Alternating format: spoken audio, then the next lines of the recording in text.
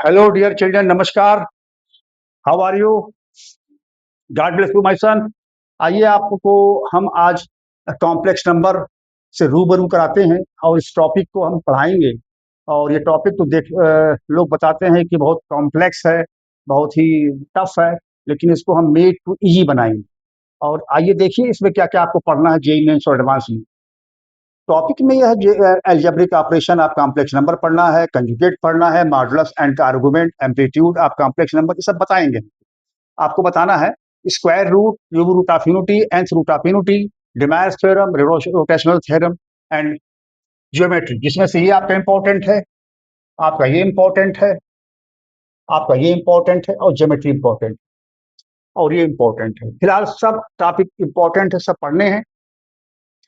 तो ये आपके अ, उसके कोर्स में है। और इसका वेटेज क्या है देखिए आप, 2026, 25 और 24 का एनालिटिकल डेटा है। जेई मेंस में 3% और 2025 में 1% पूछा गया था सवाल, और 2024 में 3% पूछा गया था। जे एडवांस में 2026 में नहीं पूछा गया था, ना 24 पूछा गया था। 2025 में 6% क्वेश्चन पूछे गए थे। और बेसिकली और हमको ये लग रहा है कि ये प्रोडिक्शन है कि 2027 का जो एग्जाम होने वाला है उसमें जेई मेंस में क्वेश्चन पूछे जाएंगे, जेई एडवांस में पूछे जाएंगे, मेंस में तो ऑलरेडी पूछे ही जाते हैं। चलिए आइए देखिए, आपको ये सब चीजें पढ़नी है तो पहले मैं शुरुआत करता हूँ।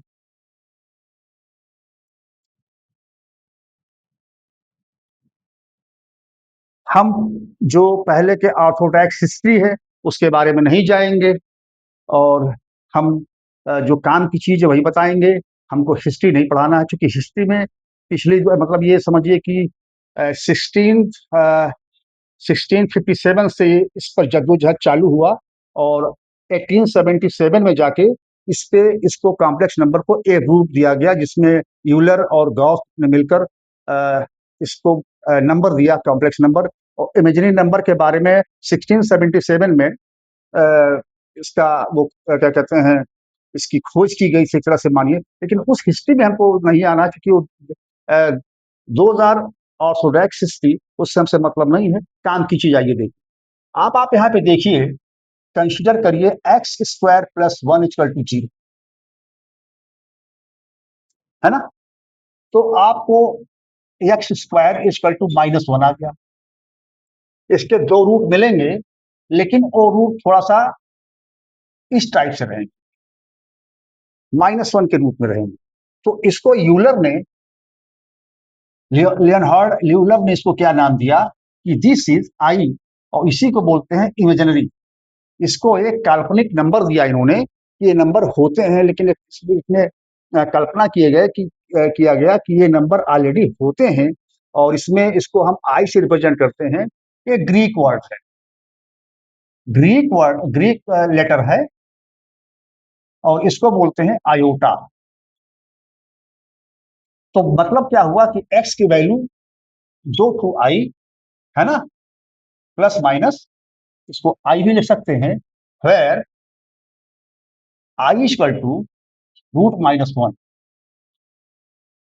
i² = -1। आपको यहीं से पढ़ना है। तो अब I² क्वेश्चन में कभी कभी पूछा जाएगा I4 क्या होता है। I4 हो जाएगा I² × I, I² × I² -1 plus हो जाएगा। ऐसे आई के पावर मान लेते हैं 3 पूछ दिया गया तो हो जाए, आई के पावर 3 पूछ दिया गया तो I² × I, that is -i। तो ये चीजें हैं, इसमें तो पढ़ना है। ये बेसिक चीज हो गया। अब आइए आप जो मेन चीज शुरुआत करते हैं। अच्छा, ये जो कॉम्प्लेक्स नंबर है, कॉम्प्लेक्स नंबर में ये सपोज किया जाए, सपोज हमको हिस्ट्री नहीं पढ़ा रहे हैं ना, हिस्ट्री में हमको जाना है। A is the set of real number, element of real number, and B is the element of real number. मतलब A belongs to R, B belongs to R. Then इसको आप इस फॉर्म में लिखिए, जेड = A+IB। यहाँ पे ए और be real number है, और आई आयोटा है। अगर इस टाइप की चीज लिख दी जाए, इसी को बोलते हैं कॉम्प्लेक्स नंबर।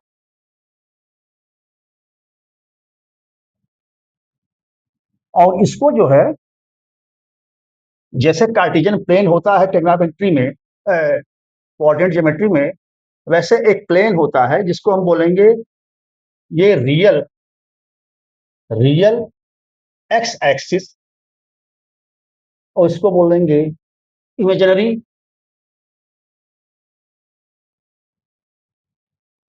Y axis. जैसे मान लेते हैं 1 है, 2 है, 3 है, ये हो जाएगा। मान लेते हैं यहाँ 1 आई हो गया, या 2 आई हो गया, ये 3 आई हो गया। और यहाँ पे अगर मान लिया जाए, इसको मिलाया जाए, तो हमारा ये पॉइंट हमारा आ जाएगा 1 प्लस आई। इसी तरह से ये पॉइंट अगर मिला दिया जाए, ये मेरा पॉइंट बनेगा 2 प्लस 2 आई, ऐसे ही। या 1 और इसको मिलाया जाए तो आपका बन जाएगा 3 प्लस आई, है ना। तो ये जो प्लेन होता है, जो एक इमेजिनरी प्लेन होता है, इसको बोलते हैं Argand plane. ARGAND, Argand plane बोलते हैं। और इसमें जो एक्स एक्सिस होती है उसको रियल बोलते हैं, वो रियल एक्सिस होती है। और जो वाई एक्सिस होती है उसको बोलते हैं इमेजिनरी एक्सिस।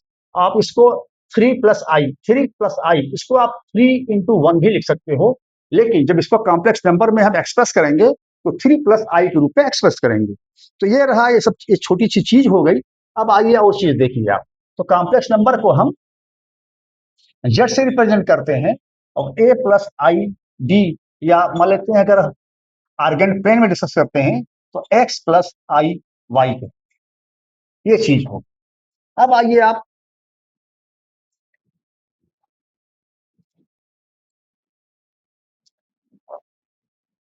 हम इसको यही बने रहने देते हैं, या इसको फिर से बनाते हैं। यहाँ पर बनाना ही है, जितनी बनाएंगे उतनी प्रैक्टिस होगी। ये देखिए, एक्स, इसको बोलेंगे real x, real x axis, इसको बोलेंगे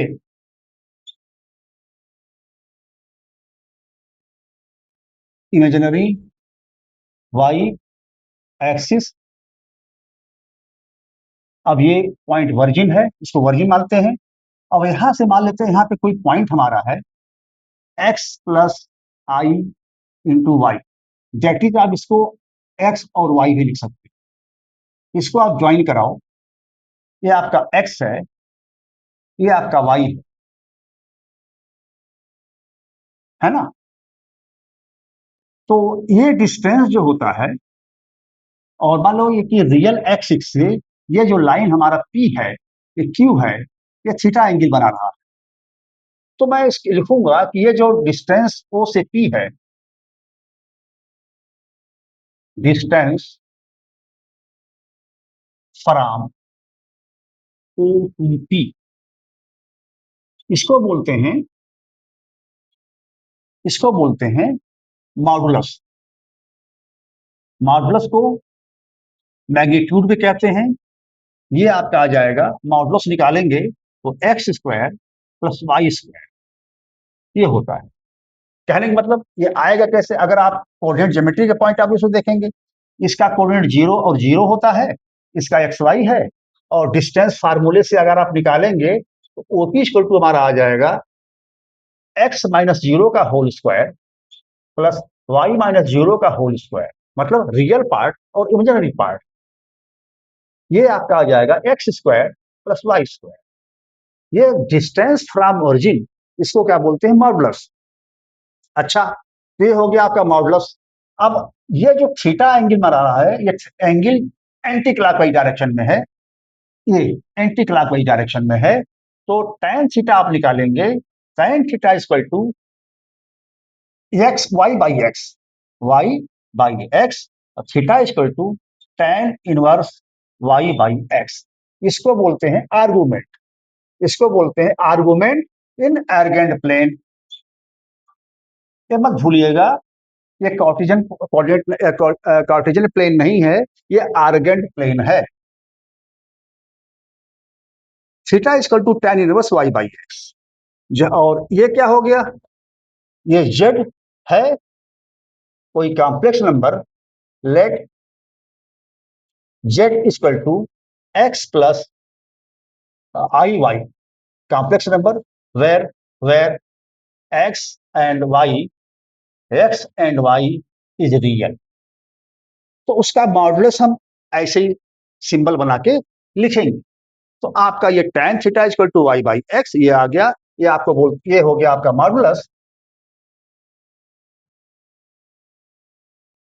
ऑफ z, ये आर्गुमेंट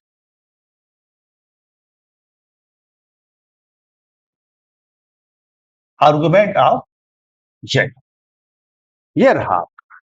अच्छा,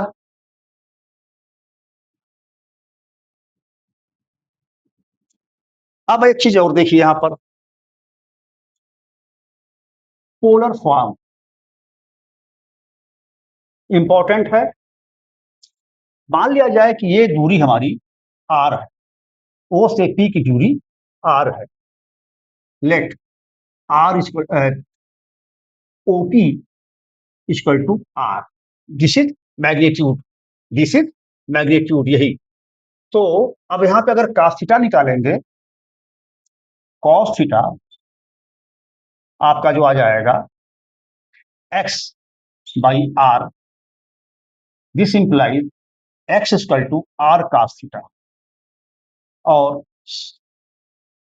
sign theta equal to y by r, this implies y equal to r sine theta.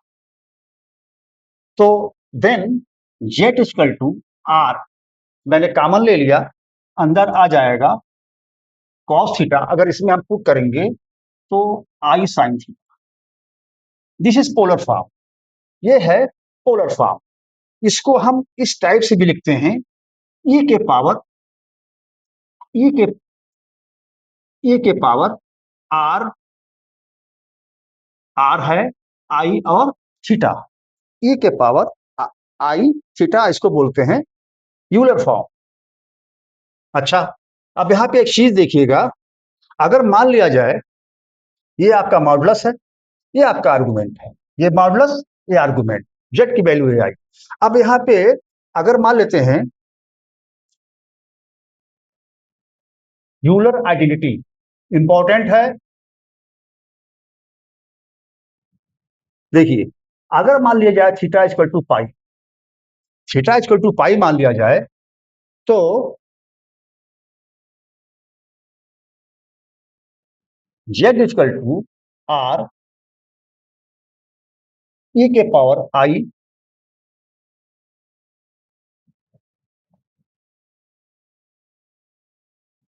यहाँ पे Z equal to R bracket में cos pi plus I sine pi,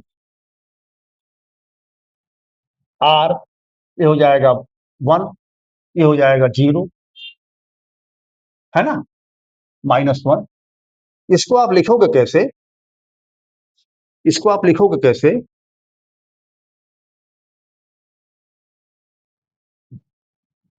Z equal to R E के power आई और पाई, ये आपका हो जाएगा Euler identity.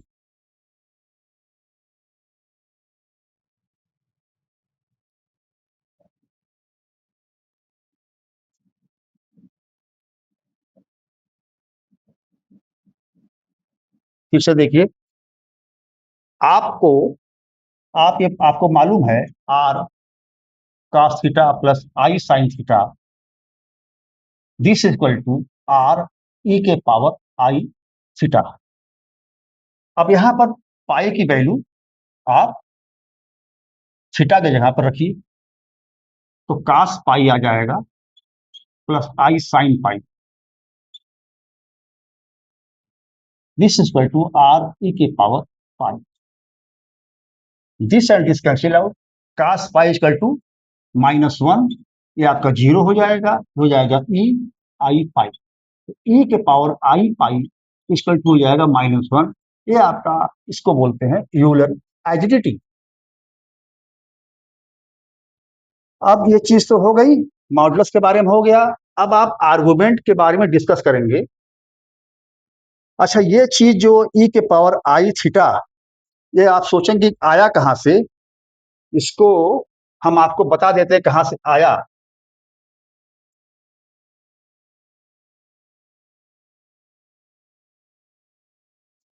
मतलब आप z equal to r cos theta plus I sine theta, ये आपका है आर ई के पावर आई थीटा। बेसिकली आया यहां से, आपको पता होगा या पढ़ेंगे 1 + e⁻x factorial 1 factorial 1 plus x² factorial 2 plus x³ / factorial 3 and so on. अगर यहाँ पे आप ई के पावर आई थीटा कर दीजिए, यहाँ पर 4 कर दीजिए by factorial 4, x5/फैक्टोरियल 5 and so on. आप यहाँ पे कर दीजिए तो 1 तो होगा ही, प्लस ये हो जाएगा आई थीटा बाई 1, लिखें या ना लिखें, आई स्क्वायर आपको पता है कि आई स्क्वायर भी बताया गया -1 होता है, तो हो जाएगा थीटा स्क्वायर माइनस साइन के साथ बाई फैक्टोरियल। फिर यहां पर आई क्यूब का मतलब आई² इंटू आई² -1 इंटू आई हो जाएगा -i, तो आपका आ जाएगा minus theta cube I by factorial 3, और यहाँ पर आई की पावर 4, अगर इसको 4 करेंगे तो ये प्लस हो जाएगा, तो यहाँ पर प्लस थीटा की पावर 4 फैक्टोरियल 4 और माइनस ये आपके अगर i5 करेंगे तो -i थीटा की power 5/5 I and so on. अब आप एक चीज और जानते हैं, अगर हम cos x का एक्सपेंशन लिखते हैं तो आता है 1 माइनस थीटा स्क्वायर, थीटा की फॉर्म लिख रहे हैं फैक्टोरियल 2 प्लस थीटा 4 के power factorial 4 and so on, और sine theta equal to theta minus theta cube by factorial 3, theta 5/फैक्टोरियल 5 एंड सो ऑन। अब आप इसको मैंने मिटाया और यहां पर मैंने लिखा, देखिए ई आई थीटा है ना, तो ई के पावर आई थीटा, अब यहां पे जो है क्लब करिए इसको इसके साथ और इसके साथ, मतलब आपका 1 प्लस थीटा 1 को इसके साथ, 1 minus theta square by factorial 2, है ना। अब ये इसी में हम वैल्यू पुट कर रहे हैं या इसको इस तरह से लिख रहे हैं, देखिए प्लस थीटा 4/फैक्टोरियल 4 एंड सो ऑन, एक वेक्टर करिए प्लस ये आई कॉमन ले लीजिए, theta minus theta cube by factorial 3 plus theta 5 के by factorial 5 and so on. अब ये क्या हुआ आपका, ये आपका हो गया कॉस थीटा, ये क्या हो गया आई साइन थीटा। तो आप समझे ना, पोलर फॉर्म में अगर मान लेते यहाँ पे आर कर दीजिए, यहाँ पे आर कर दीजिए, तो आपका क्या आ जाएगा, z equal to R E के पावर आई, ये आपका रहा। तो आपको ई के पावर आई थीटा की वैल्यू ये समझ में आ गया होगा कि आया कहां से, क्या बला है। तो ये बला यही है कि आर कास थीटा और आई साइन थीटा को हम एक्सपेंड करेंगे, ई के पावर आई थीटा है। चलिए रहा, अब आपको आर्गुमेंट के बारे में बताते हैं।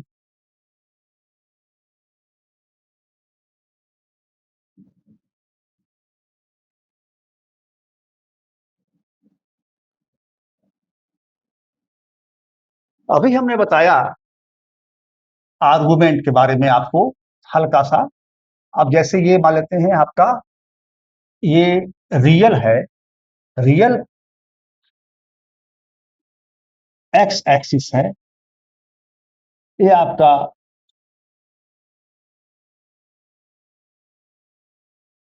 इमेजिनरी वाई एक्सिस है, ये आपका वो है। और अभी देखिए यहां पर ये आपका फर्स्ट क्वाड्रेंट है, ये सेकंड है, ये थर्ड है, ये फोर्थ है। ये आपका क्या है? एर्गेंट प्लेन।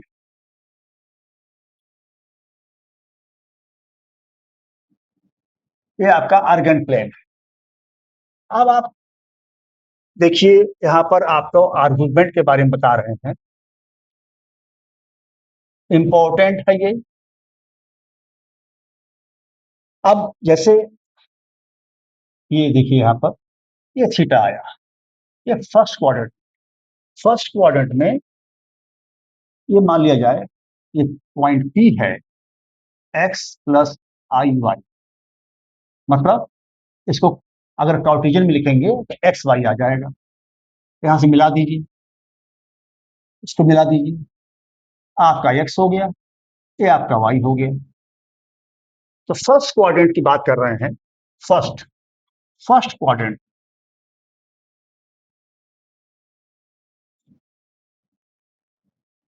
फर्स्ट क्वाड्रेंट में जो आर्गुमेंट होगा tan थीटा इक्वल टू, अगर मान लेते इसको अल्फा वैल्यू ले लो, tan theta equal to y by x, positive दोनों है। थीटा इक्वल टू क्या हो जाएगा? Y tan inverse y by x. ये थीटा फर्स्ट क्वाड्रेंट में पॉजिटिव वैल्यू दिया, ठीक है। हम इसमें जो आर्गेंट प्लेन में जो थीटा का जो रोटेशन है वो एंटी क्लॉकवाइज डायरेक्शन जब करेंगे तो पॉजिटिव आएगा, और जब आप क्लॉकवाइज करेंगे, जब क्लॉकवाइज करेंगे, ये है एंटी क्लॉकवाइज, ये है क्लॉकवाइज, ये पॉजिटिव वैल्यू, मतलब एंगल की पॉजिटिव वैल्यू आएगी, ये आपकी नेगेटिव वैल्यू आएगी। तो अब हम सेकंड क्वाड्रेंट की बात करते हैं। सेकंड क्वाड्रेंट में अब आप यहां आइए, आपका सेकंड क्वाड्रेंट बना दीजिए, ये आ गया, ये आपका अल्फा मान लेते हैं, ये आपका यहां से यहां तक थीटा है। यहां पर देखिए एक्स माइनस और वाई, आपका जेड क्या आ जाएगा? माइनस एक्स प्लस आई वाई, ये आपका आया, ये आपका अल्फा है।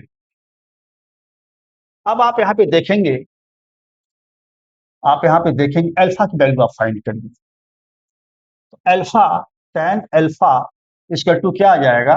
Y by x, y by x magnitude ले रहे हैं, तो यहाँ पे एक्स माइनस है, इसको मोड लगा दीजिए।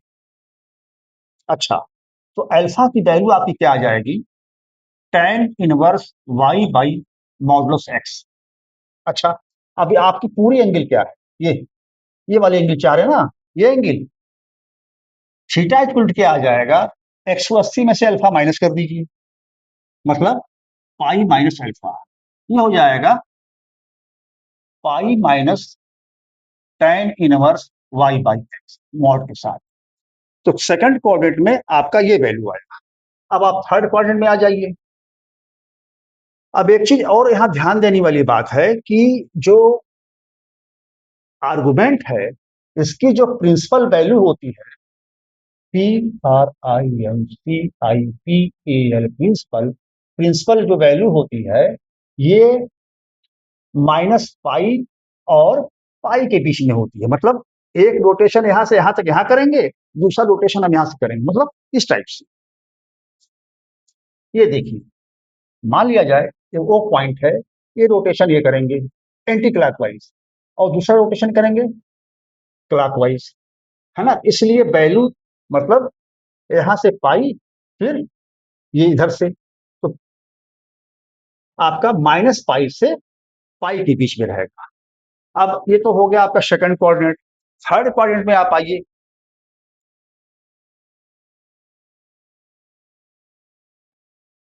थर्ड क्वाड्रेंट,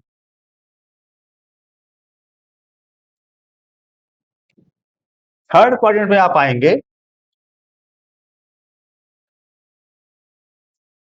ये है आपका, ये आपका थीटा है, सॉरी, ये आपका अल्फा है। आपकी थीटा वैल्यू ये आएगी, है ना। थीटा हम इधर से चलेंगे, क्लॉकवाइज चलेंगे। आपका ये वाई है, ये आपका एक्स है, ये एक्स डैश है, ये वाई डैश है, ये रियल एक्सिस है, ये इमेजिनरी एक्सिस है ना। अब थर्ड क्वाड्रेंट में क्या आएगा, tan अल्फा इक्वल टू, यहाँ पे ये पॉइंट मान लेते हैं पी है, तो पी, तो ये आ जाएगा माइनस एक्स आई माइनस वाई, क्योंकि दोनों यहाँ पे निगेटिव होते हैं थर्ड क्वाड्रेंट में। थर्ड क्वाड्रेंट में आप लिखेंगे इसका जो आएगा, मॉड लगा देंगे, एक्स पर भी मोड लगाएंगे कि दोनों नेगेटिव है, पॉजिटिव वैल्यू देगा। तो ये अल्फा इक्वल टू आ जाएगा tan inverse y by x, दोनों पे मार लगा। ये एंगल क्या होगा, ये एंगल जो होगा थीटा क्लॉकवाइज रोटेशन, तो pi minus theta, minus sine के साथ, सॉरी, थीटा इक्वल टू क्या आ जाएगा, minus pi minus alpha, anti clockwise direction, minus pi plus alpha minus pi plus tan inverse y by x, है ना। तो ये आपका आया निकल के, ये आपका आया फर्स्ट क्वाड्रेंट में, ये आपका आया सेकंड क्वाड्रेंट में, ये आपका आया थीटा की वैल्यू फोर्थ क्वाड्रेंट में, थर्ड क्वाड्रेंट में। आप फोर्थ में आ जाइए, फोर्थ में आएंगे आप, फोर्थ क्वाड्रेंट, ये थीटा पॉजिटिव है, ये थीटा माइनस कर दीजिए इसको, सीधे आप लिखिए आर्गुमेंट क्या आ जाएगा, यहाँ पे एक पॉजिटिव एक निगेटिव होता है, मतलब यहाँ पे आपका x minus i y, y नीचे minus tan inverse y by x, y minus, y पे आप मॉडुलस लगा दीजिए, और साइन क्या रहेगा आपका, माइनस में। तो फोर्थ क्वाड्रेंट में आपका ये सिचुएशन डेवलप हुआ, है ना, मॉडुलस के बारे में। अच्छा, इसको मैं मिटाता हूं, तो आपको इसकी समरी लिख देता हूं ताकि आपको याद रहे।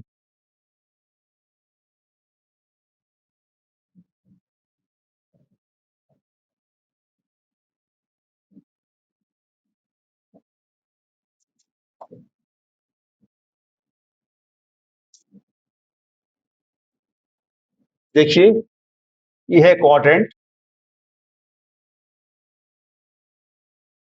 ये है आर्गुमेंट,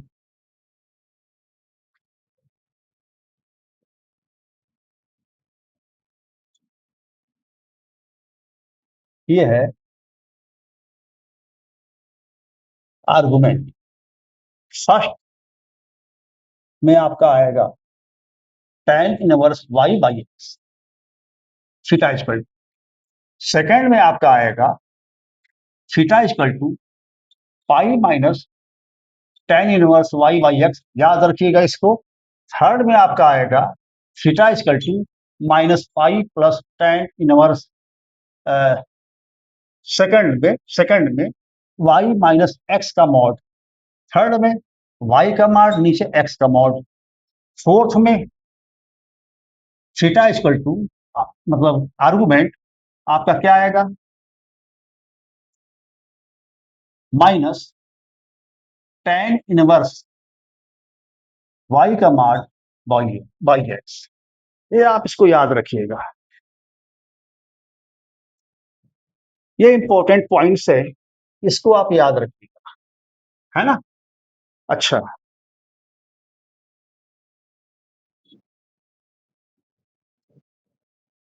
अब यहां पे आइए,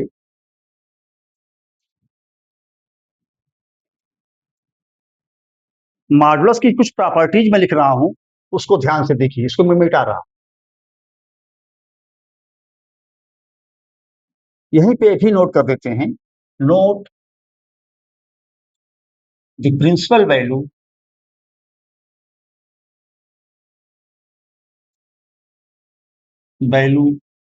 ऑफ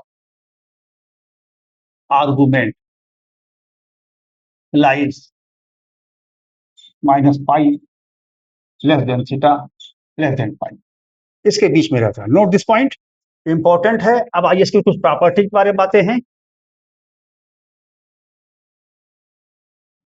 प्रॉपर्टीज ऑफ आर्गुमेंट। देखिए, पहली प्रॉपर्टीज है आर्गुमेंट, मतलब अगर z equal to R E के पावर आई थीटा लिखा जाए, this is modulus, this is argument, argument z।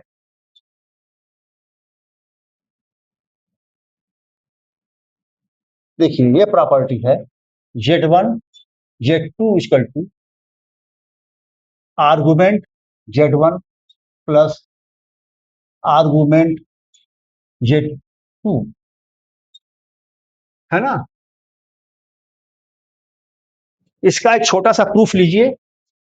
जैसे आपका लॉगरिथम में पढ़े थे, लॉग में m into n equal to log m plus log n। याद रखने के पॉइंट आउट, इसको बता रहे हैं, लॉगरिथम नहीं है। आर्गुमेंट में भी होता है कि argument z1 z2 equal to argument z1 plus argument z2। अब इसका एक प्रूफ बताते हैं आपको। प्रूफ देखिए, फिर आपका जो मनोबल है, कॉन्फिडेंस लेवल बढ़ेगा। आर्गुमेंट जैसे let z equal to R E के power I theta, this is modulus and this argument z1। Then z1 मान लिया जाए r1 ई के power I theta 1 and z2 equal to r2 E के power आई theta 2। तो आप यहां लिखिए, आप तो z1 इंटू आप z2 करिए, दोनों को आपस में गुणा कर दीजिए, तो हो जाएगा r1 इंटू r2 ई के पावर आई थीटा 1 ई के पावर आई theta 2 into r1 into r2 E के पावर आई कॉमन लीजिए, थीटा 1 और थीटा 2, ये आ गया। देन आर्गुमेंट z1, आर्गुमेंट को स्मॉल से रिप्रेजेंट करते हैं, स्मॉल लिखिए, इसको इसको स्मॉल लिख लीजिए, स्मॉल से। Argument z1 and z2 equal to, देखिए आर्गुमेंट, अगर कोई आपसे मॉडुलस पूछे तो अगर मॉडुलस पूछे, मॉडुलस ऐसे कीजिए, मॉडुलस मॉड z1 z2 पूछी तो सीधे आप कहेंगे r1 सर और r2। अगर कोई आपसे पूछे कि भाई मॉडुलस बताओ, तो आप कहेंगे sir mod z1 and z2 equal to r1 into r2। इसी तरह से अगर कोई पूछे आर्गुमेंट z1 इंटू z2, आप सीधे झट से कहिए z1 आर्गुमेंट, ये argument z1 plus argument z2, है ना।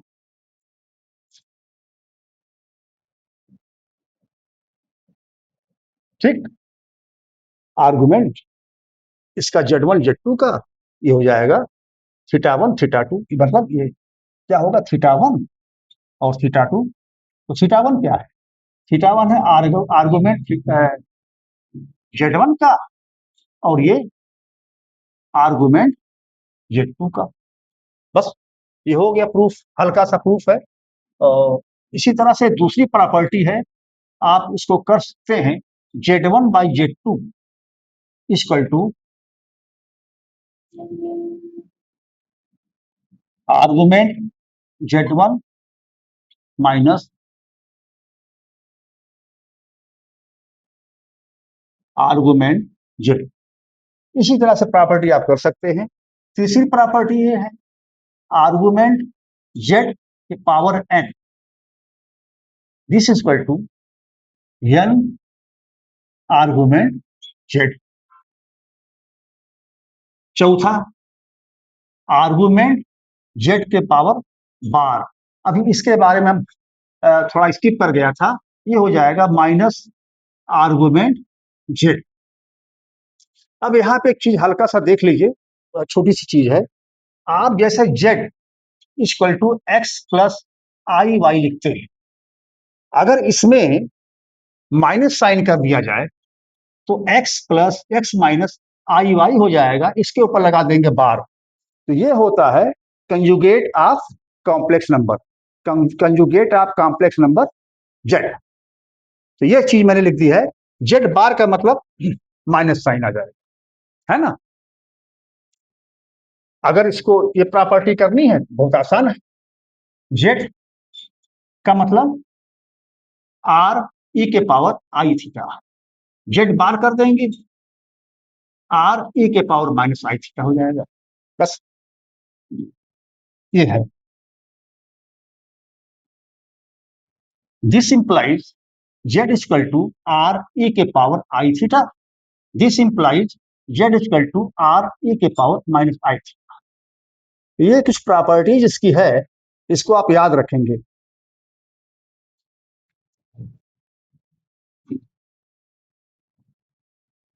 अच्छा, आप कुछ मॉडुलस की प्रॉपर्टीज के बारे में आपको बताते हैं।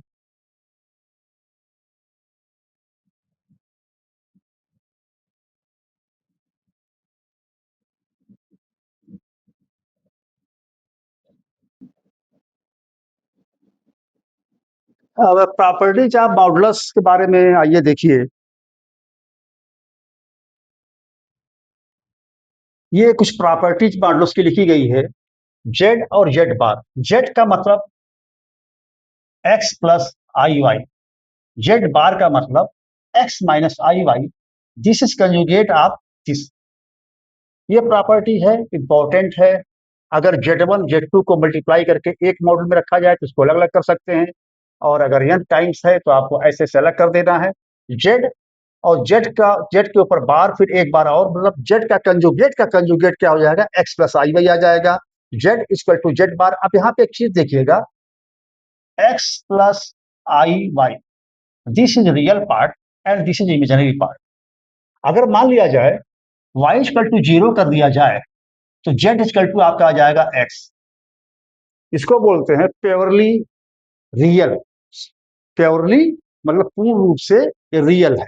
अगर इसमें x इक्वल टू जीरो कर दिया जाए तो z इक्वल टू आ जाएगा y, मतलब ये प्योरली इमेजिनरी हो जाएगा। ये क्या होगा, प्योरली इमेजिनरी हो जाएगा।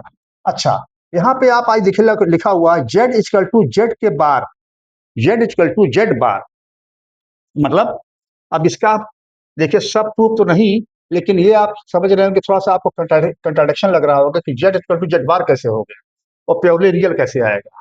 दिस इंप्लाइज प्योरली रियल, है ना।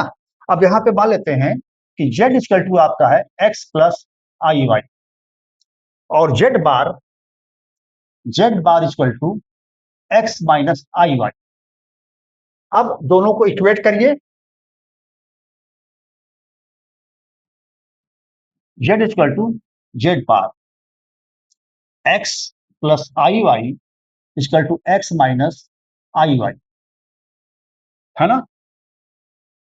तो अब यक्स कट गया, यक्स एक्स कट गए तो आएगा two i y equal to zero. Y equal to क्या आ गया, जीरो। तो वाई इक्वल टू जीरो भी हमने बताया, अगर वाई जैसे इसमें अगर वाई इक्वल टू जीरो हो जाएगा तो ये पार्ट मेरा प्योरली रियल आ जाएगा। इसी तरह से अगर हम जैसे Z equal to minus Z bar करते हैं, जेड इसका मतलब क्या हुआ, एक्स प्लस आई वाई माइनस एक्स प्लस आई वाई, ठीक। एक्स और वाई वाई कट गए, two X equal to zero आ गया, एक्स बराबर जीरो। तो एक्स एक्स बराबर जीरो कर देंगे तो ये पार्ट हमारा खाली बचेगा, मतलब z इक्वल टू सिर्फ आई वाई बचेगा, तो इसको बोलेंगे प्योरली इमेजिनरी। ये रहा प्रॉपर्टी। और कुछ इनइक्वालिटी की प्रॉपर्टी ये है, अगर कि z प्लस हो या माइनस हो, सब पर बार लगा हो, इसको आप अलग अलग कर सकते हो। अगर डिवीजन में हो तो इसको अलग अलग मॉडुलस लिख सकते हो। अब ये कुछ ट्रायंगुलर इनइक्वालिटीज के बारे में है। z1 का मॉड और z2 का मॉड, इन लोगों का mod less than r equal to z1 प्लस z2 का मॉड, और less than r equal to z1 प्लस z2 का मॉड। एग्जाम्पल के लिए अगर आप देखेंगे, जैसे मान लेते हैं एक ट्रायंगल है, आपका 3 है, ये 4 है, ये है 5। 5 का मतलब ये आपका, मान लो आपका z1 है, ये आपका z2 है, तो आपका क्या आ जाएगा 5 z1 प्लस z2। z1 प्लस z2 मतलब सॉरी सॉरी, तो अब ये आपका 5 है, तो z1 प्लस z2 हो जाएगा 7, मतलब z1 प्लस z2 बड़ा हो जाएगा 7। और 7 बड़ा होगा, मतलब कहने का मतलब कि अगर दो साइडों का सम तीसरी साइड के सम से बड़ा होगा, तो यहां पर ये देखो, ये तीसरे, ये वाला देखो z1, मतलब ये एक तरह से मॉडुलस लिखा हुआ है। z1 का मॉडुलस मान लो, z2 का मॉडुलस, z1 का मॉडुलस, z2 का मॉडुलस किससे बड़ा होगा, z1 प्लस z2 से। ये वाला देखो, इसको इसको जोड़ेंगे और z1 प्लस z2 क्या आ जाएगा, 5 आ जाएगा। इसको निकालेंगे तो आपकी ये इनइक्वालिटी आएगी। इसको आपको याद रखने की जरूरत है, ज्यादा इसकी इससे कुछ क्वेश्चंस बनते हैं, लेकिन आपको फार्मूला केवल याद रखना है। बस एक चीज और देखिएगा, ये अब आपको ज्योमेट्री के बारे में बताते हैं। ज्योमेट्री के बारे में थोड़ा समझ लीजिए। ज्योमेट्री आप कॉम्प्लेक्स नंबर, अगर हमारा रोटेशन एंटी क्लॉकवाइज डायरेक्शन में है, z2 equal to z1 e के पावर आई थीटा, याद रखिए, ज्यादा कुछ नहीं करना है। अगर क्लॉकवाइज रोटेशन है ऐसे, आपको ये याद रखना है। और z1 और डिवाइड बाई z1 का मॉडुलस z2 का मॉडुलस e के पावर आई थीटा होता है। अब जैसे मान लिया जाए, जो असल बात क्या होता क्या है कि जो कॉम्प्लेक्स नंबर है, जो मतलब एक तरह से ये इमेजिनरी सेंस में लिया जाता है, तो इसको हम वेक्टर के फॉर्म में ही रिप्रेजेंट कर सकते हैं, जैसे, है ना। आइए देखिए,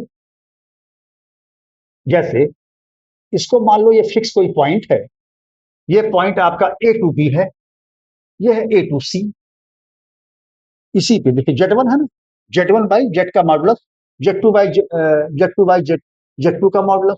यहाँ पे देखिए, ये z2 बाई ये वाला ए टू सी, z2 से z1 माइनस कर देंगे,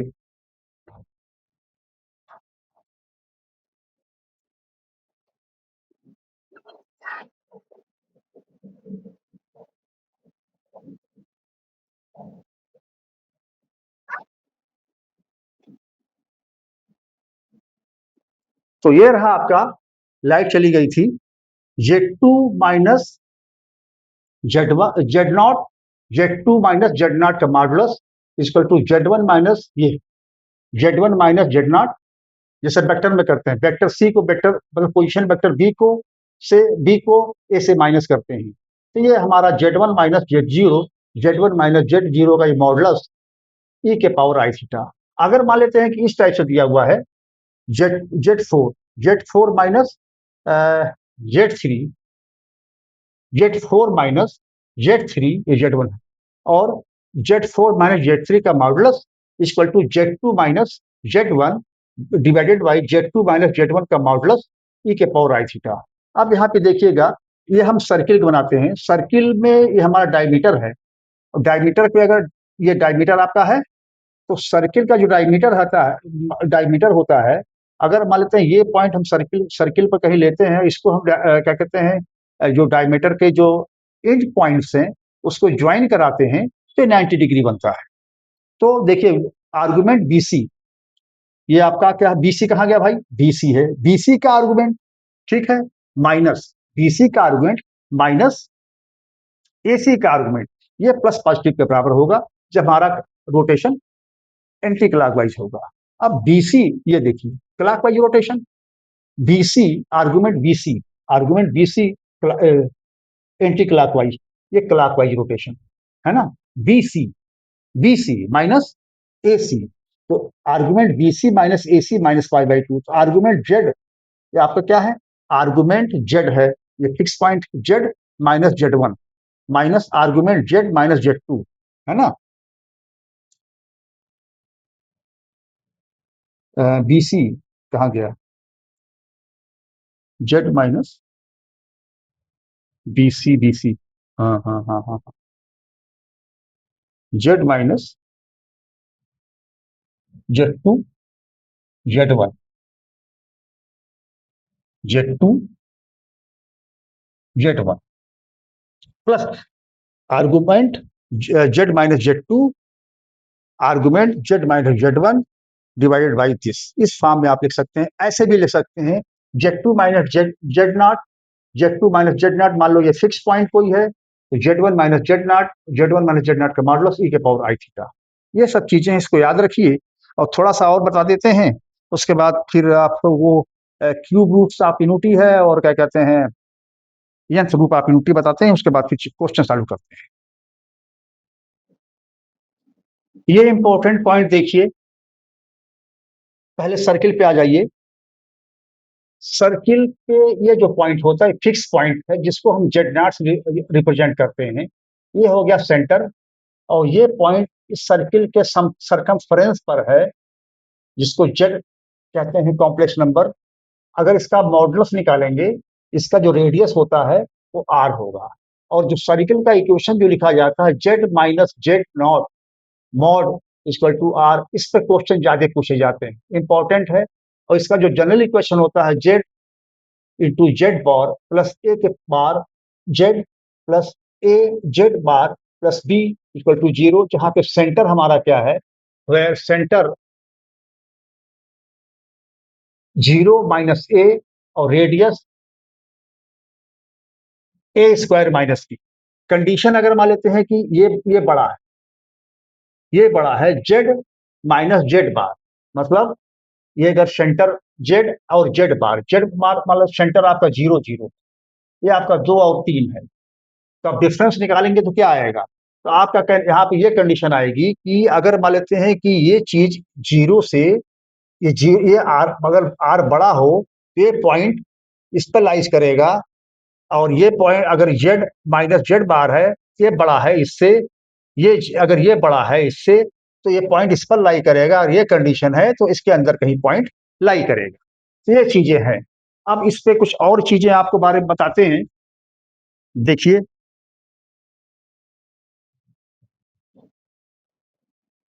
ये आपका इलिप्स है, इलिप्स के कंडीशन में क्या होगा, ये मान लेते हैं हम हमारा पोजीशन वेक्टर यहाँ पे पी है, पी जेड से डिनोट किया, S1 इसके क्या कहते हैं क्या बोलते हैं इसको, फोकस है S1, और S2 इसका इसका जो है पॉइंट हमारा Z1 है, इसका पॉइंट हमारा Z2, मतलब कॉम्प्लेक्स नंबर Z1 है Z2 है। तो आपको मालूम है, अकॉर्डिंग ज्योमेट्री में आप पढ़ेंगे, आप मैं पढ़ाऊंगा, इसमें आपका जो ये इसकी डेफिनेशन होती है कि ये दूरी और ये दूरी एक कांस्टेंट के बराबर होता है, मतलब Z minus z one, Z minus, अगर ये डिस्टेंस निकालेंगे तो जेड माइनस जेड वन, और ये distance z minus Z two, ये एक कांस्टेंट के बराबर होता है। ये जो है सर ये एलिप्स का इक्वेशन कॉम्प्लेक्स नंबर के फॉर्म में हो गया। और ये Z one minus Z two, ये वाला Z one minus Z two, ये टू ए ई होता है, जहां पर ए अगर X square by A square है, Y square by B square है इक्वल टू वन, जहां पे ई जो होता है E square equal to B square by A square, one minus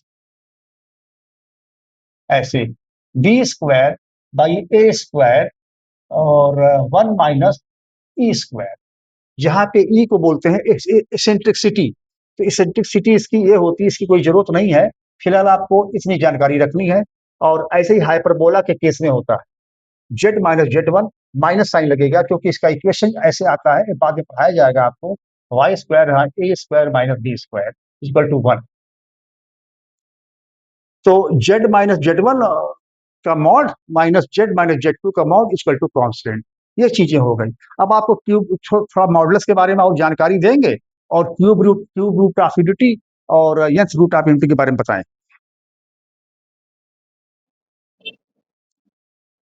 complex number में एक आता है आपका क्यूब रूट ऑफ यूनिटी, जिसमें 3 रूट आते हैं, z equal to 1 minus 1 plus iota i root 3/2 और माइनस 1 माइनस आई रूट 3/2। और एक चीज और भी है, यहाँ पे z अगर मान लेते हैं ओमेगा, इसको कैसे रिप्रेजेंट करते हैं, ओमेगा से रिप्रेजेंट करते हैं, ओमेगा क्यू इक्वल टू 1 कर दिया जाए, ओमेगा इक्वल टू 1 के पावर 1/3, इसके 3 रूट आ जाएंगे। एक रूट तो आपका आ जाएगा omega cube equal to 1, omega cube 1 आ गया, और दूसरा रूट आपका आ जाएगा ये ओमेगा, ये आ जाएगा ओमेगा स्क्वायर 1 प्लस ओमेगा और ओमेगा स्क्वायर इक्वल टू 0। अगर आप तीनों को जोड़ लेंगे तो 0 आ जाएगा। ये कंडीशन आपको याद रखनी है, 1 plus omega square equal to 0, जहां पे ओमेगा क्यूब इक्वल टू 1। एक चीज और भी है, एक इसका जो कोरोलरी है, 1 प्लस ओमेगा के पावर n प्लस ओमेगा के power 2n equal to 3, when n is multiple of 3 and 0 is multiple 0 आएगा, तो when is n is not multiple of 3, मतलब अगर यहाँ पे आपका, इसको हल्का सा प्रूफ ले लीजिए फटाक से, m इक्वल टू आप अगर 3 पुट करते हैं 3n यहाँ पर, तो हो जाएगा 1 plus omega 3n 3m n equal to लीजिए, n equal to 3m, 1 plus first case बनाइए इसको, 1 plus omega 3m omega 6m हो जाएगा। कह रहा है कि n जो है वो 3 का मल्टीपल है, तो हम मानते हैं m इंटू 3 हो गया। अब यहाँ पे देखिए, ये हो जाएगा आपका 1 प्लस ओमेगा क्यूब के पावर n लगा दीजिए, और ये क्या है, ये हो जाएगा आपका 6m, 3 दूना 6m, तो ये हो जाएगा ओमेगा क्यूब, तो यहाँ पे 2m लगा दीजिए। 1 प्लस ओमेगा क्यूब 1 होता है, ऊपर मैंने बताया है, ओमेगा क्यूब 1 होता है, 1 के पावर n कोई मतलब नहीं है, 1 के पावर 2m, तो आपका 1 प्लस 1 प्लस 1 इक्वल टू 3 आ जाएगा। तो आप अगर ये देखिए कंडीशन सही है कि अगर अब n मल्टीपल 3 का है तो आपका 3 आएगा, और अगर दूसरे पार्ट में n 3 का मल्टीपल नहीं है, मान लेते हैं n इक्वल टू आया 3m प्लस 1, रख लीजिए इसमें, तो आपका क्या आ जाएगा, यहाँ पे इसमें रखिए 1 प्लस n के जगह पर omega 3m into omega plus omega 6m into omega square, ये आपका आ जाएगा 1 प्लस 3 कॉमन बीच में रखिए, यहाँ पर m कर दीजिए, यहाँ ओमेगा लिखिए, यहाँ पे ओमेगा क्यूब, ये हो जाएगा 2m omega square, 1 plus omega cube equal to 1, और यहाँ पे ओमेगा है, और ये omega cube equal to 1 omega square है, ये आपका 0 आ गया। ये बहुत इंपॉर्टेंट, और एक चीज और है आपका, ये इससे बहुत क्वेश्चन हल होने वाले हैं, प्रॉपर्टी एक तरह से समझिए, omega cube equal to 1 sorry. तो इसमें 2-3 चीजें ऐसी हैं जिससे क्वेश्चंस को हम करेंगे उसमें हमको आसानी मिलेगी। nth रूट ऑफ यूनिटी में देख लीजिए जल्दी से, x के पावर n इक्वल टू 1, इसकी वैल्यू ये आती है, इसको आपको याद रखना है। और ये पार्ट आपका, ये आपका अगर मान लीजिए अगर x इक्वल टू -1 है तो a आ जाएगा, यहाँ +1 आएगा। फाइन नोट, ये आपका याद रखना है, बहुत इंपॉर्टेंट इस पे क्वेश्चंस बनते हैं। Z plus b by two equal to a mod में है, तो इसका जो मॉडुलस का मैक्सिमम वैल्यू जो आएगा वो ये आएगा, और इसकी जो मिनिमम वैल्यू आएगी उसका ये फार्मूला है, इसको याद रखिएगा। डी मार्स थ्योरम कल इसका टॉपिक शुरू करेंगे, इसके पीवाईक्यूज कराएंगे, तब हम उसी में डी मार्स थ्योरम आपको बता देंगे। चलिए, thank you very much, God bless you, enjoy करिए, नमस्कार।